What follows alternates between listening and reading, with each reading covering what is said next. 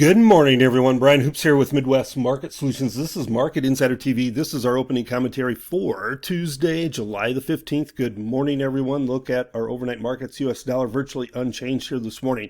We did have CPI numbers out this morning showing us maybe a slight uptick in inflationary numbers.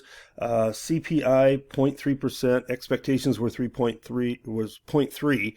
And the CPI year over year, that's where it ticked higher, 2.7%.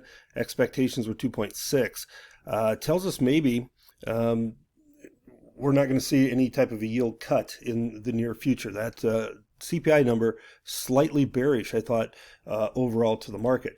As I mentioned that, we'll look at the stock market. It is higher here this morning. It looks like we're going to sell some microchips to China, and that has rallied NVIDIA stock to new highs in the overnight trade. Crude oil, steady mix.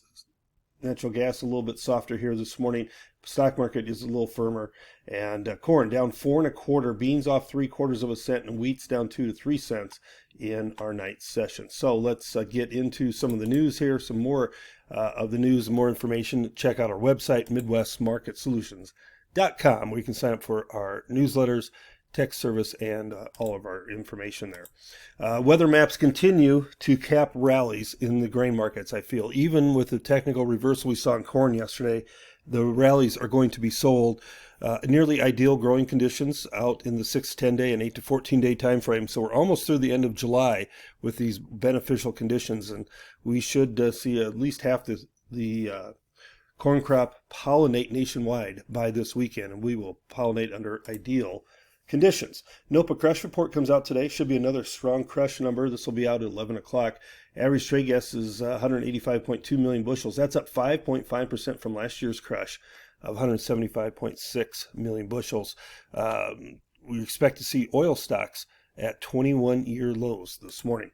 Weekly crop progress conditions report. Corn conditions now the highest in 9 years at 74% good to excellent.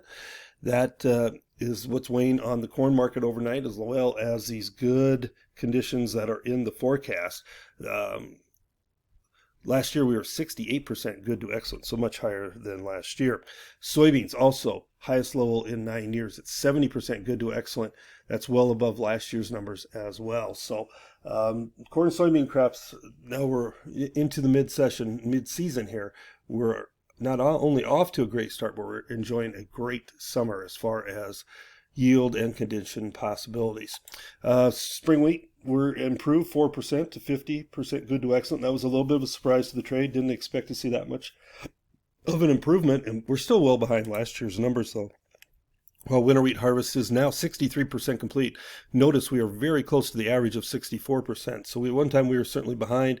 Now we've made a lot of strides to catch up, and I don't think we'll see a tremendous amount of harvest pressure any longer. This week's cattle facts show us it's steady at 223,000 head. Of course, we had a big drop in the cattle futures yesterday. Should see a little follow through this morning off of this, off that news. Cutouts were down again last night, but not a sharp move, but they were down.